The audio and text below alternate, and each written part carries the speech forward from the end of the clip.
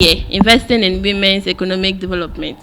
So why is investing in women's economic development important for the overall economic growth and preventing violence against women?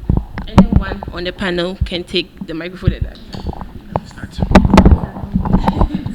Right, so thank you. I think that when you look at the global statistics, we have more women than men. And when you come to Ghana, we obviously have more women than men.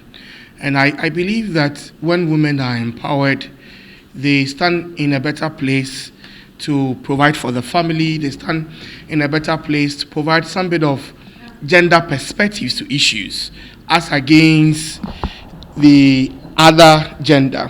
I'm a man, but I believe that women, by their nature, are already disadvantaged. So, for instance, if I'm in the same level with Irene, if we get the same job today is 4th of December, Acha, by 2 years, she'll get pregnant. And when she gets pregnant, it means that she has to put her career on pause. I probably will go ahead to do my master's, do another master's, a PhD, and she probably will still be making babies because our society has put women in such a position that you must get married. And when you get married, you must make babies. And when you make a baby, you must make more babies. As to whether you are ready, prepared psychologically, emotionally, or financially is no more their business.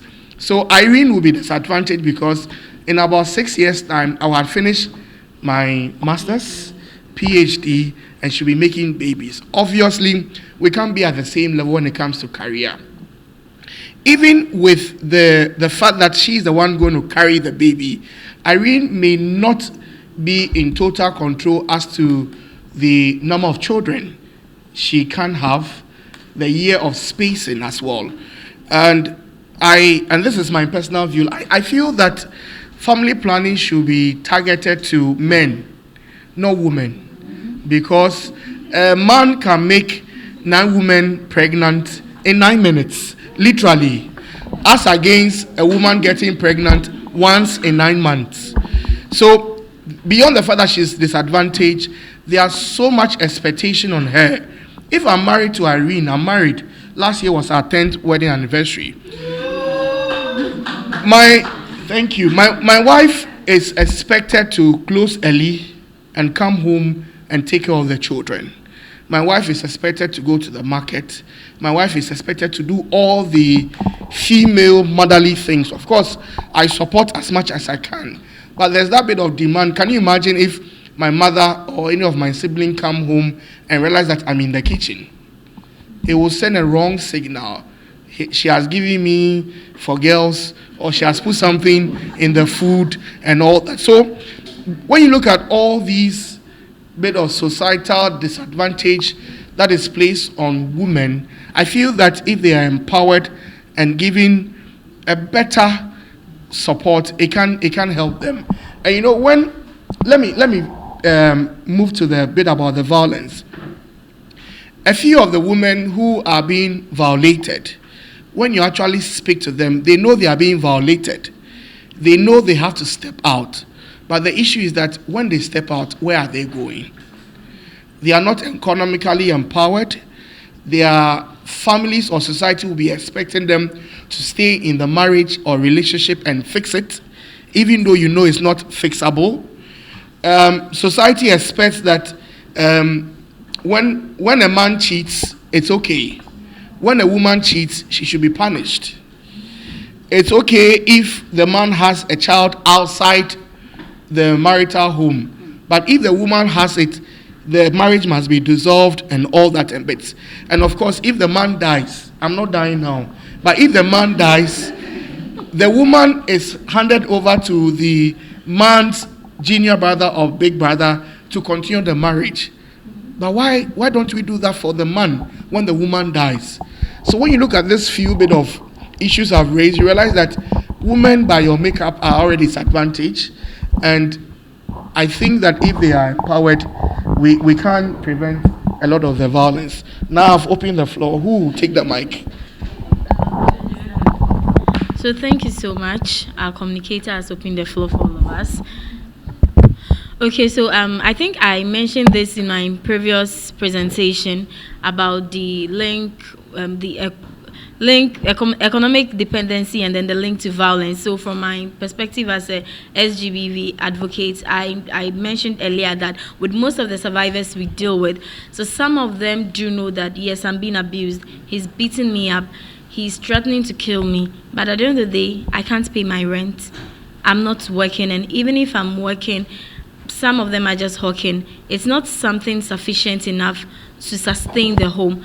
Where are they taking their kids to? So that raises a lot of questions on their head.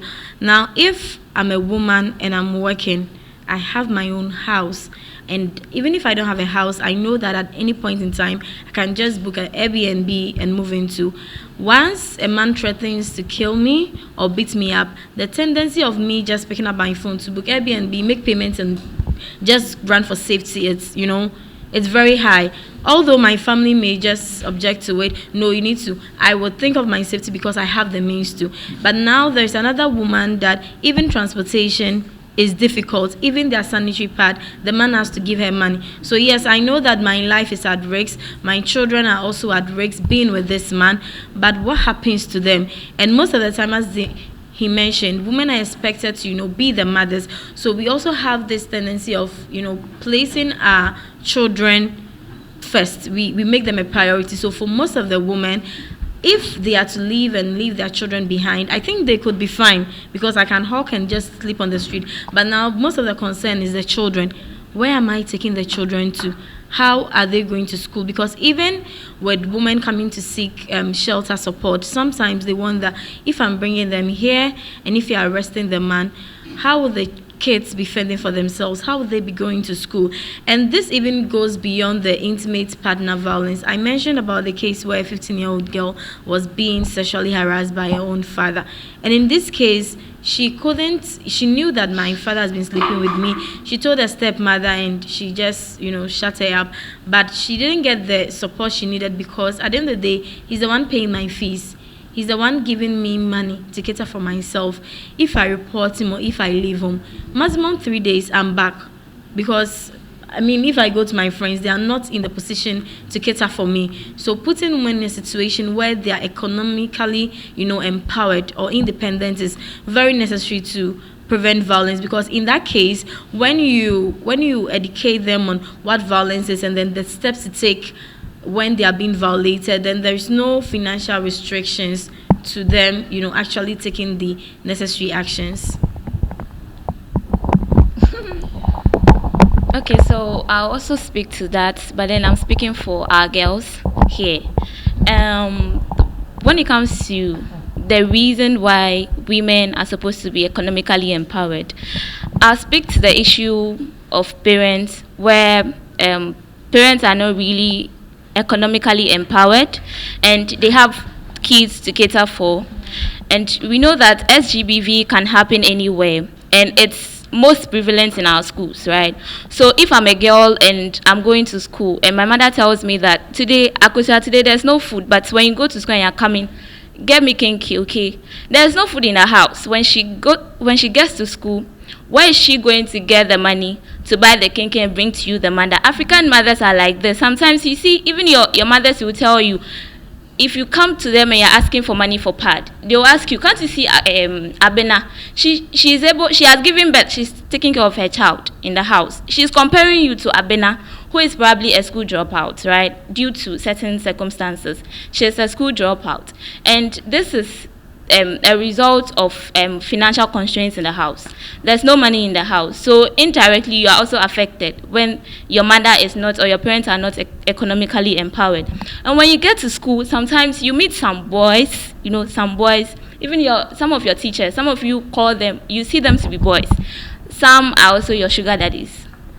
When you get to school, because you don't have any means to provide for yourself, most of these teachers find ways. They are able to identify girls in school who they know that they are very vulnerable emotionally. They can't really come out, and they are the girls they target in schools are the respectful ones, the calm ones who cannot go out to their friends to speak about any form of abuse going on between you and your teacher. So they charm you. Sometimes you call them sexual predators. So when you get to the school, they identify you, find ways to charm you. They can buy you textbooks, a whole lot of things, and then you start to like them. You think that this teacher has your interest in heart, but he doesn't. He just wants a way to abuse you. Now when you send his laptop to his house, he asks, what's the color of your pants? What kind of question is that, right? So the first problem or the first issue is that your parents are not economically empowered, and now it's going to affect you. And when you get to school, the SGBV cases are going to increase. You are going to be very vulnerable in school. When you come to class, for example, if you think you are knowledgeable and you don't respond to these teachers, when you come to class, you are the victim. Even when you raise up your hand to answer questions, they ignore you. And emotionally, you are going to suffer. Emotionally, you are suffering. Psychologically, when you pick your book, the book that he has bought for you to study, you can't study because you are thinking. And in most cases, they consider you girls to be arrogant, disrespectful when you intend not to respond to their actions. So when she was speaking, she mentioned SHEP coordinators and girl child leads in your schools. These are people who are available to speak to. Your parents sometimes do not have that relationship with you, even your friends. So the people you can speak to in your schools are either your girls prefect, if you yourself you are the girls prefect, and mostly you are not exceptions. SGBV can happen to anyone. If you are the girls prefect in your school, doesn't mean you are an exception. They will target you because they assume that you are in leadership position, and if something is going on, you find it difficult to speak out to your friends. So these are some of the things you should also consider. She also mentioned the bad touch. If your teacher is asking you what's the color of your pants, is that his concern? It's none of his business. He has no right to ask you. So when you go out to the school, don't look like your problems. Your parents might not have it, but when you get to school, you are there to study, right? So don't let these people come your way to disrupt. If you see the signs, speak out. They won't kill you. They won't do anything to you. Just speak out. They can't do anything to you. So yeah, that's the first thing I'll start with. Yeah, thank you. Thank you so much. So I think for me, one of the reasons that we need to empower women economically is that for me, it gives hope and inspiration to other women. That's like my biggest one for me. And I say this because I think, let me just take an example. Last Friday, I met with an amazing group of women. We had a discussion, shared challenges that we are facing in our respective careers, shared what we can do to solve these challenges. And then, really inspired each other that, oh yeah, even though the challenges are there, we are still going ahead of them to excel in our different careers. Now, I mean, let's say, okay, in the first place, this meeting that we had, of course, it will cost money to bring together, right? It means that money is involved. I think in every single step of the way, it will even cost, let's bring it down to the basic. It will even cost data or phones to bring us together, right? So it means that when we economically empower women and then they have their own sorts of means, it's easier for them to bring together these spaces where we can inspire each other. Sometimes you see that this person in maybe the climate change space or the SRHR space or the tech space are bringing together other young people in particular events, just to have a sit, just to have a chat, All of these are reasons why we need to consciously empower women so that when we have that capacity, we're able to let other people or other young women like ourselves know that it's possible, know that, oh, there might be this pressure, as Magdalene is saying, but you don't necessarily have to succumb to this pressure. You can tell this person that, no, this is not what I want, right? Sometimes this pressure comes because we feel that, okay, so I don't have the money to pay for these books. I don't have the money to pay for these handouts. So I'm going to go ahead and then, succumb to the pressures and then sleep with the person. But then if this lady is economically empowered, right, if she's supported in one way or the other with maybe some skill sets or other that she has, she'll likely not be willing to accept this person's advantage, right? So for me, hope is the first one. Once we see that other people, it's possible for us to go ahead and then learn some skill sets and then not have to depend on men, it gives other people hope. Let's even take it away from hangouts in Accra. Let's come down to our community level, right? I think Prince mentioned some initiatives that they were doing. I know that different organizations do skill sets, like the beading and things like that. Yes.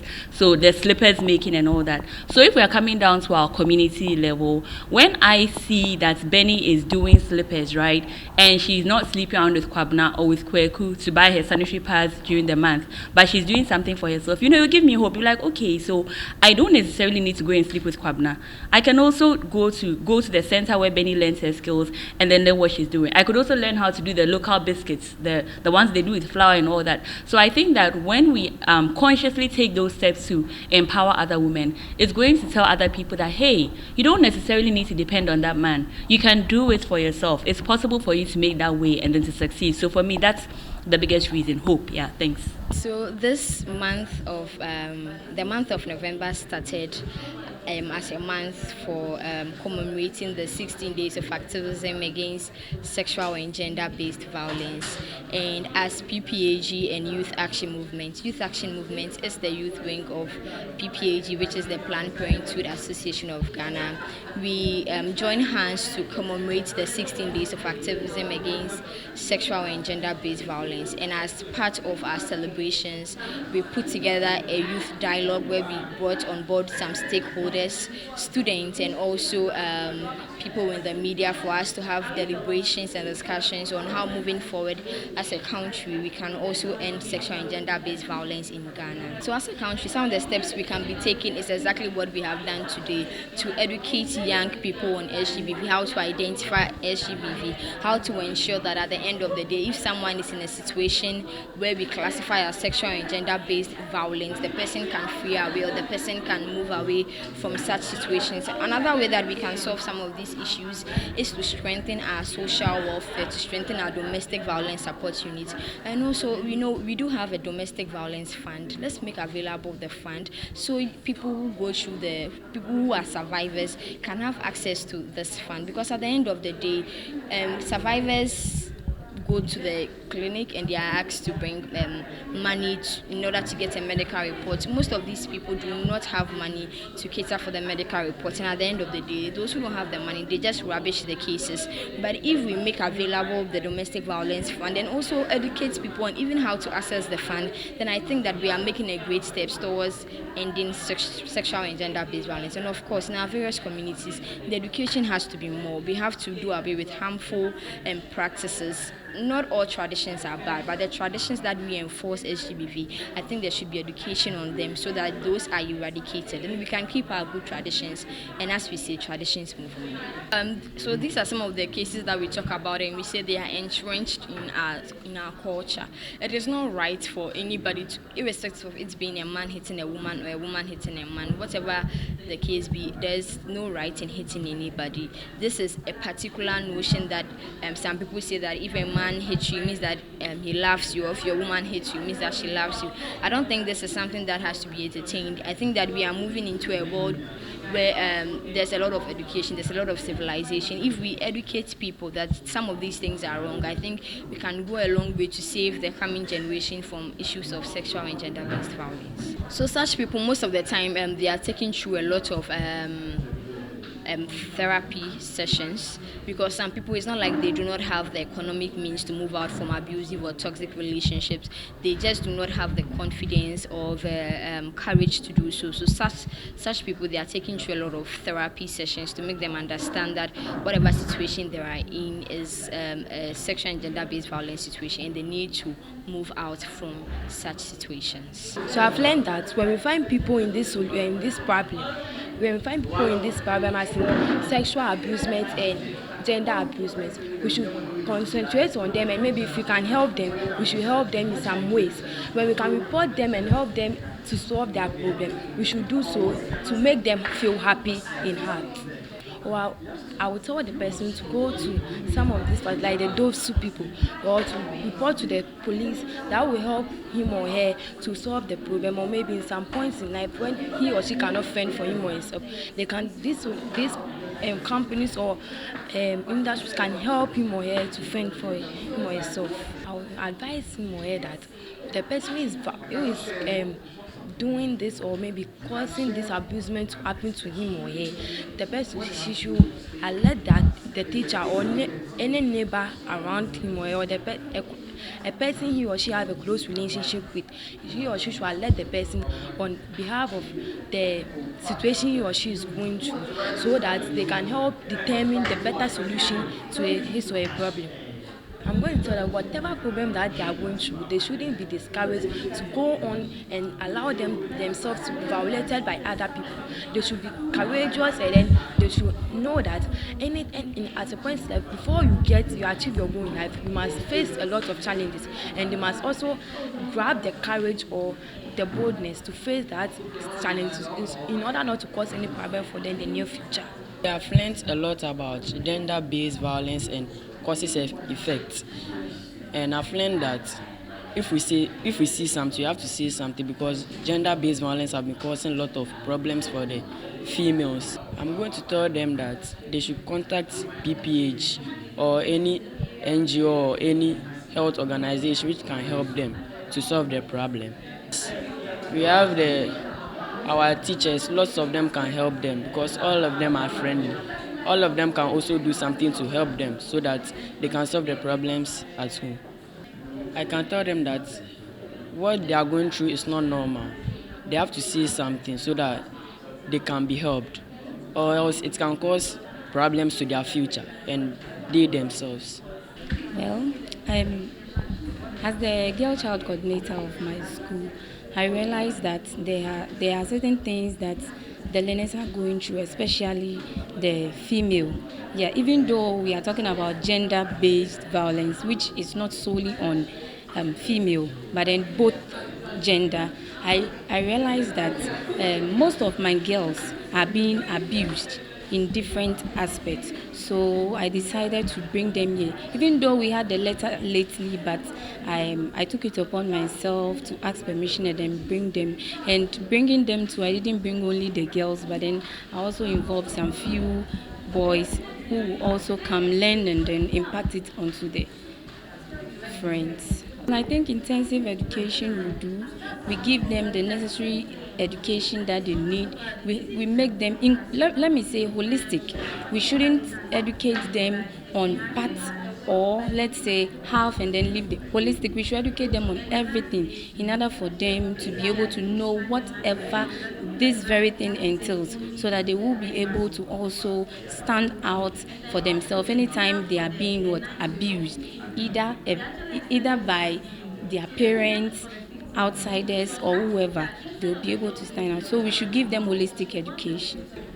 Okay, I would say that poor parental care and then inadequate education, sex education, has been a problem to us, especially the parents.